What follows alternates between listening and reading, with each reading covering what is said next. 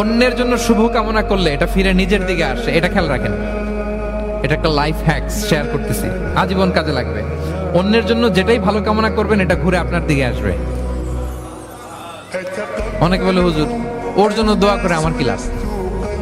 নিজের জন্য আল্লাহ আমারে মাফ করে দাও, আল্লাহ আমারে সমৃদ্ধি দাও, আল্লাহ আমার বেতন বাড়াও, আল্লাহ আমার ব্যবসায় বরকত দাও, আল্লাহ আমার ছেলেরা হাফেজ বানাও, আল্লাহ আমার বউ, আল্লাহ আমার মেয়ে, আল্লাহ আমার আমার আমার সব আমার ভালো আপনি চাচ্ছেন নিজের জন্য, অন্যদের জন্যও চান।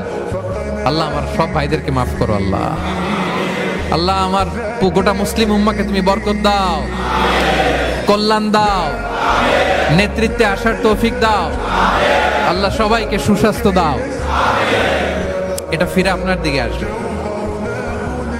অন্যের জন্য শুভকামনা বহুগুণ বৃদ্ধি হয়ে নিজের দিকে রিটার্ন করে। বিষ্ণু সাল্লাল্লাহু এটাই বলেছেন, মা মিন আবদিন মুসলিমিন ইয়াদউ লিআখিহি বিযাহরিল গায়বি ইল্লা ক্বালা লাহুল মালাকু ওয়া লাকা বিমিসলিন।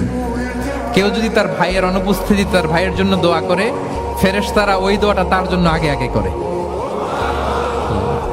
তাহলে অন্যের জন্য শুভকামনা করলে, দোয়া করলে লাভ না লস?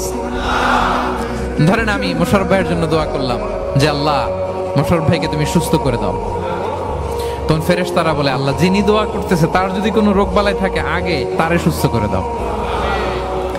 ধরেন আমি বেলায়েত ভাইয়ের জন্য দোয়া করতেছি, আল্লাহ বেলায়েত ভাইয়ের এই সমস্যা আল্লাহ তুমি দূর করে দাও, ফেরেশতারা বলবে আল্লাহ যিনি দোয়া করতেছে তার যদি এই সমস্যা থাকে আগে তারে এটা দূর করে দাও।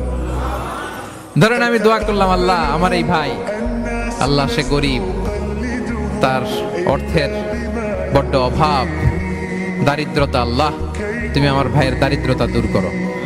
ফেরেশতারা বলে ওয়ালাকা বিমিসলিন, তোমার জন্য এটা, মানে আল্লাহ যিনি দোয়া করতেছে তার যদি অর্থের প্রয়োজন থাকে আগে তার দারিদ্রতা দূর করে দাও।